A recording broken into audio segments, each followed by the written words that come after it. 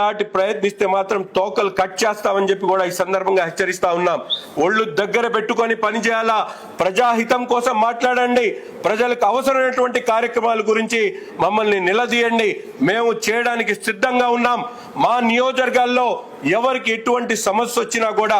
నిర్మోహమాటంగా 24 గంటలు ప్రతి ఒక్కరికి కూడా అందుబాటులో ఉంటాం. వారి సమస్యలు వింటాం, ప్రతి ఒక్కరిని కూడా పరిష్కరించడానికి మేము సిద్ధంగా ఉన్నామని మా నాయకులు పవన్ కళ్యాణ్ గారు కానీ, చంద్రబాబు నాయుడు గారు కానీ, మోడీ గారు కానీ నిరంతరం ప్రజాసేవలో ఈ రాష్ట్ర అభివృద్ధి కోసం నిరంతరం పనిచేస్తున్నటువంటి పరిస్థితులు ఉన్నాయి. ఈరోజు దాదాపు 50,000 కోట్ల రూపాయలతో అమరావతి అభివృద్ధి కార్యక్రమాలు కానీ, అంతేకాకుండా పోలవరంని పూర్తిగా నిర్మాణం చేసేటువంటి కార్యక్రమం కానీ, ఈ రాష్ట్రంలో అనేక